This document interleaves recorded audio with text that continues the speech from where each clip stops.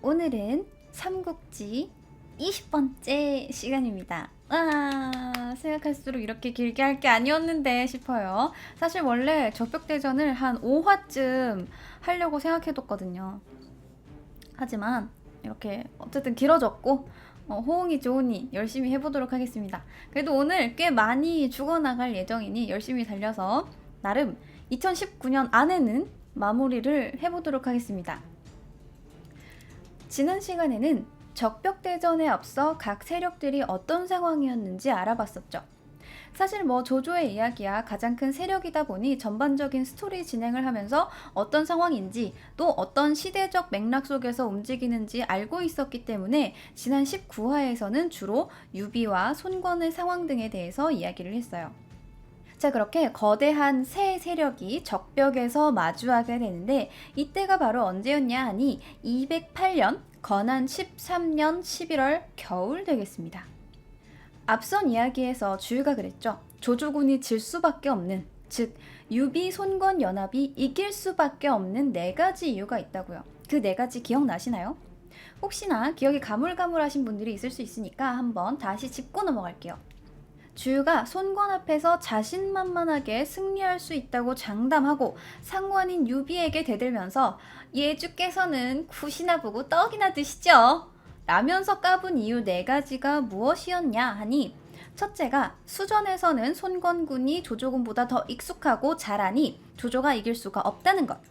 두 번째는 조조의 뒤통수는 마초 한수가 항상 노리고 있지만 오나라의 뒤통수는 바다뿐이라는 것. 세 번째는 지금이 겨울이라 병사와 말들에게 먹일 것이 부족하니 전쟁을 오래 할 수 없다는 것. 그리고 마지막 4번째, 중원의 사람들이 이 먼 곳까지 왔으니까 물이나 음식, 기후가 맞지 않아 반드시 질병이 돌 것이라는 것이었습니다. 자, 그리고 실제로 그 4가지 중에 3가지가 맞아떨어지게 되고, 여러분들도 아시다시피 이 적벽대전은 조조군의 패배로 끝나게 되는데 그 3가지가 어떻게 맞아떨어졌는지 한번 보도록 하죠. 다시 건한 13년 11월로 돌아와서 드디어 적벽에서 조조군과 손권 유비 연합군이 마주하게 됩니다. 이 당시 조조군은 근거지를 떠나 남정을 한지, 그러니까 유표가 죽기 직전 형주 토벌 가자 해서 군사를 일으켜 출발한 지 약 1년이 되는 시기였어요. 이게 1년이라는 것도 꽤 긴 기간인데 생각해보세요. 어디 여러분들이 해외여행 가서 무난한 호텔에 머물면서 1년 여행을 해도 몸도 피곤하고 마음도 피곤해지는데, 일단 전쟁 중이니까 항상 긴장해 있어야 하고, 또 거점 한 곳에 계속 있는 게 아니라 도망가는 유비를 따라 또 손권이 있는 적벽을 향해 계속 진군을 해야 하니 매일 움직일 때마다 새로 군영을 세우고 거기서 쪽잠을 자고 다음날 또 철거를 해서 또 이동을 하고 또 밤 되면 또 군영을 세우고 이 짓을 1년 동안 한 거예요. 여러분들 군대 가보신 분들은 다 아시겠지만 이게 A형 텐트 하나 치는 것도 대단히 귀찮거든요.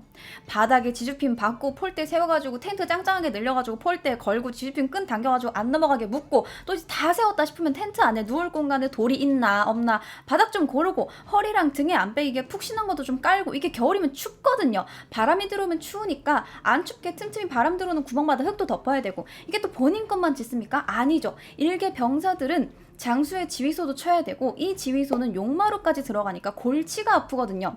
이게 또 치고 나면 안에 시설물도 깔아야 되고, 높으신 분들은 말이 또 있지 않습니까? 나는 맨날 뛰어다니고 군장 메고 걸어 다니는데 우리 말느님 계신 마곡간도 마련해야 되고, 이 짓을 1년 내내 한다고 생각해보세요. 그것도 허창에서 적벽까지 직선거리로 약 500에서 600km예요. 실제로 신야에 갔다가 당양에 갔다가 장판파 들렀다가 돌아 사람이 갈 수 있는 길로 갔을 테니까 넉넉 잡아서 800에서 900km를 걸어가면서 밥도 제대로 못 먹고 군용 짬밥, 막 희멀건 배추 된장국 이런 거나 먹으면서 갔으니까 체력이 남아납니까? 체력도 없고 힘도 없고, 전쟁은 길어지는데 기후는 또 어때요? 서울에서 부산까지 거리가 직선으로 한 300km 정도 되는데 여름 겨울마다 기후, 습도, 날씨, 음식 다 다르잖아요. 당시 조조군은 그 2배를 내려갔으니까 그 기후에 체감되는 온도 변화까지 있을 테니 이 짓을 1년 동안 개고생을 한 거예요. 무려 1년. 요즘 군 생활이 대충 1년 6개월 정도 되니까 군 생활의 3분의 1을 수경하는 장거리 행군으로 보낸 거예요. 자, 조조군이 어떻겠습니까? 죽어가요. 죽어가. 적벽에서 유비 손권군과 마주한 조조군은 이미 골병이 들어있어요. 풍토병인지 뭔지 모를 전염병이 돌고 있어서 사기가 뚝뚝 떨어지고 병사들이 제대로 힘을 못 쓸 상황이었죠. 그 와중에 전투를 하려고 보니까 적벽이 어딥니까? 적벽. 붉을 적의 낭떠러지 벽. 붉은 낭떠러지가 보이는 강가예요. 근데 그 강이 어떤 강입니까? 좀 큰 강이 아니죠. 바로 장강입니다. 장강. 지금의 양쯔강. 중국의 문명이 생기게 한 황하와 장강 두 강 중에 하나니까 얼마나 큰 강이겠어요.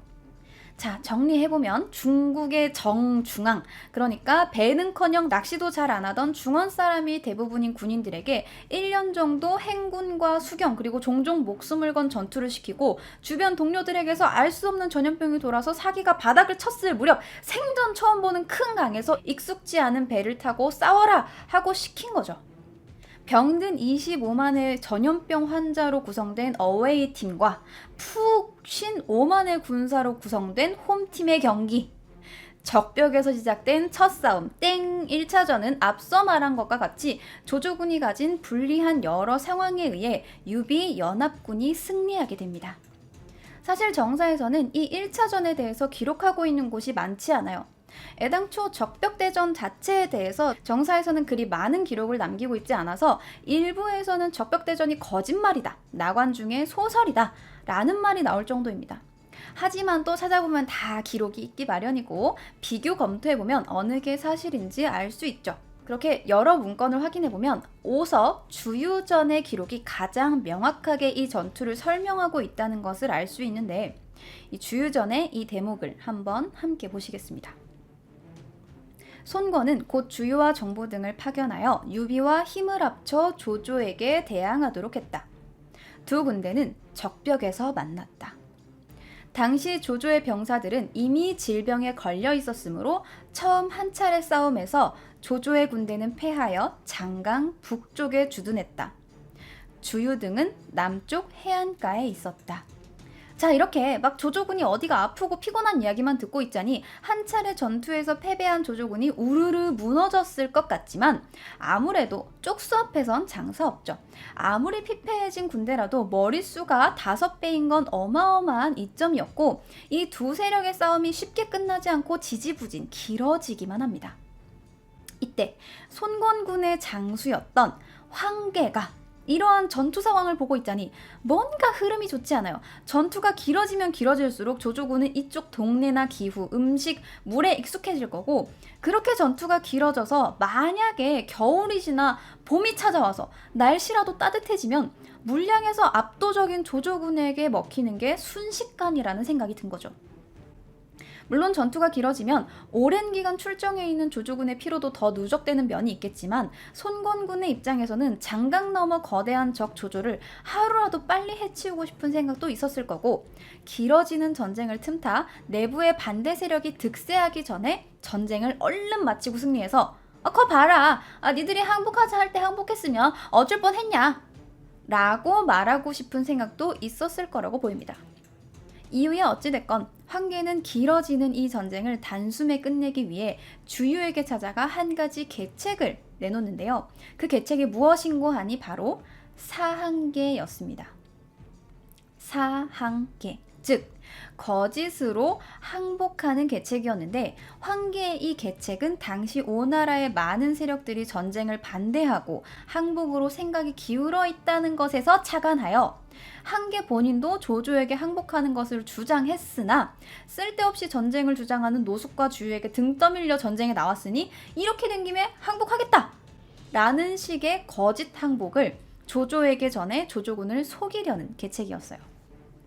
당시 조조는 데려온 병사들이 물 위에서의 싸움에 맥을 못 추는 상황이 계속되자 진군을 멈추고 장강의 북쪽에 머무르면서 배들을 한데 묶어 흔들림을 적게 하는 연환계를 통해 병사들의 배멀미를 줄이고자 노력하고 있었는데 황계는 이러한 틈에 가짜 항복으로 조조를 속이고 묶여있는 조조군의 배에 불을 지르고자 한 것이죠. 주유가 듣고 보니 꽤 그럴싸하지만 의심 많은 조조가 이런 속보이는 거짓말에 속아줄까 싶은 거예요. 그래도 뭐 믿져야 본전이다 싶은 마음에 조조에게 거짓말이 담긴 편지를 보내게 되는데, 이러한 황계의 계책에 대해 정사의 기록에는 이렇게 남아있어요. 주유의 부장 황계가 말했다. 지금 적군은 많고 아군은 적어 오랜 시간 싸우는 것은 불리합니다. 그러나 제가 보기에 조조군의 배는 앞뒤가 서로 이어져 있으므로 불을 질러 달아나게 할 수 있습니다. 그래서 주유는 작은 배 수십 척을 쥐에 풀을 가득 싣고 그 가운데에 기름을 부은 뒤 휘장을 씌우고 그 위에 대장기를 세웠다. 그리고 먼저 편지를 써서 조조에게 거짓으로 항복한다고 알렸다. 이때 황계가 조조에게 보낸 편지는 이렇다. 저 황계는 손씨의 두터운 은혜를 입고 있으며 언제나 장수를 맡았고 받은 예우는 얇지 않습니다. 그러나 돌아보면 천하가 이루어질 때는 큰 형세가 있어야만 하고 강동은 육군과 산월 사람들로 중원의 100만 병력을 감당한다는 것이 중과부적임은 천하가 모두 보고 있는 것입니다. 오의 부장들도 어리석든 어질든 간에 모두 불가능한 줄 알고 있습니다. 단지 주유와 노숙만이 편협되고 어리석어 이해하지 못하고 있을 뿐입니다. 오늘 귀순하여 의탁하려는 것은 현실을 헤아린 것입니다. 주유가 이끄는 군대는 쉽게 무너뜨릴 수 있습니다. 제가 선봉이 된다면 정세를 보고 정확하게 판단하여 목숨을 기꺼이 바치겠습니다. 조조는 황계의 사자를 특별히 만나 자세히 묻고 너희들이 속일까 두렵다. 황계가 만약 신실하다면 당연히 앞뒤를 뛰어넘는 자귀와 상을 받게 될 것이다 라고 말했다. 솔직히 이 사한계는 주유 입장에서야 되면 좋고 아님 말고의 성격이 강했을 거예요. 안 그래도 의심 많고 깐깐한 조조가 이런 대형 전투에서 갑작스러운 항복을 받아준다? 그럴 리가 없지 라고 생각하고 있는데 웬걸 조조가 미끼를 덥석 물어버린 거죠.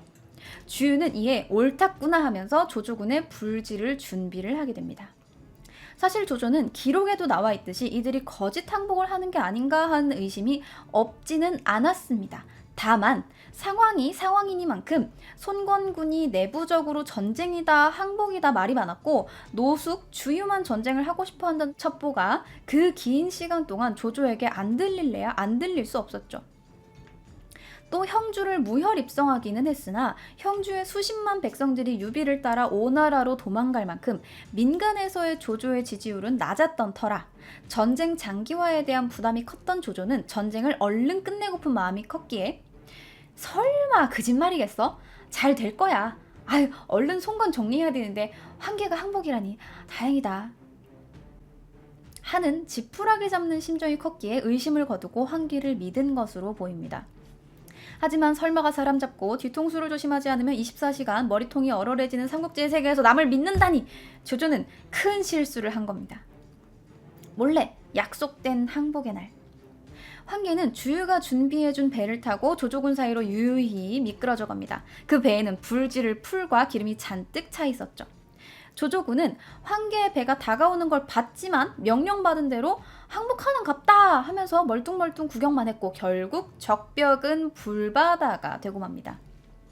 앞서 말했듯 적벽대전에 대한 정사의 기록은 많지 않은데요. 이 부분, 즉 조조의 배가 불타는 장면에 대한 기록만큼은 다양한 문서에 남아 있습니다. 그중 몇 개만 함께 보고 넘어갈게요.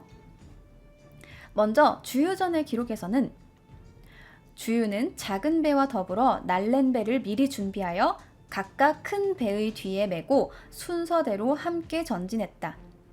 조조군의 관리와 병사들은 이 거짓 항복하는 배를 보고 황계가 투항한다고 말했으나 황계는 여러 배를 풀어 동시에 불을 질렀다.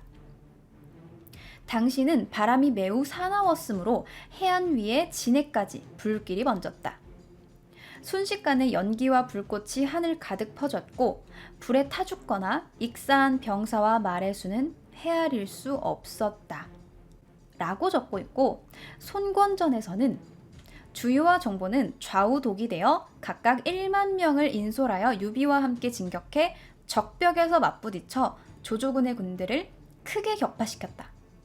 조조는 남아있는 배에 불을 지르고 군대를 이끌고 물러났다.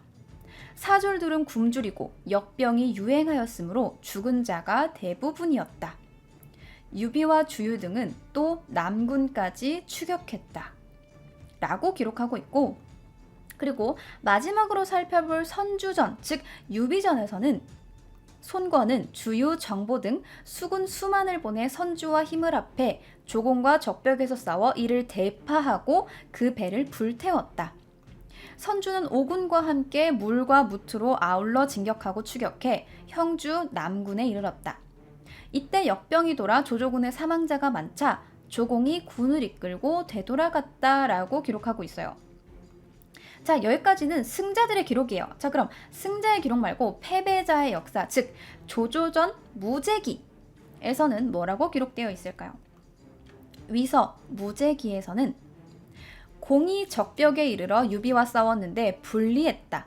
이때 큰 역병이 돌아 관원과 군사들 중 죽은 이가 많았으므로 이에 군을 이끌고 돌아왔다. 유비가 마침내 형주와 장강 이남의 여러 군들을 차지했다. 라고 기록하고 있는데 약간 핀트가 다르죠? 손권과 유비군에서 적은 내용은 조조가 화계를 당해 배가 불에 타고 패퇴했다 라고 적고 있는데 조조군의 기록에서는 싸울라다가 전염병이 돌아서 그만뒀다 라는 식으로 적고 있어요. 이 때문에 많은 사람들이 적벽대전이 뻥이 아니냐, 사실 그냥 손권 유비가 거짓말하는 거 아니냐라고 주장을 하지만 이 논란을 싹 정리할 수 있는 기록이 하나 더 있었으니 그것이 바로 효헌제기, 즉 당시 황제였던 헌제 치하를 적은 문서입니다. 효헌제기에서는 조조가 배와 사람을 통해, 즉 수군으로 손권을 치자 손권의 장수 주유가 오림 그리고 적벽에서 이를 격파했다 라고 적고 있어요. 이건 뭐 빼박이에요. 주유전, 제갈량전, 황계전, 손권전, 유비전 어디에서 떠들어도 적들의 음해공자이고 정신승리용 역사 조작이다 라고 할 수 있는데 조조가 데리고 있었던 황제의 기록에 조조가 주유한테 적벽에서 졌다 라고 써 있으니까 이제 뭐 할 말이 없어요.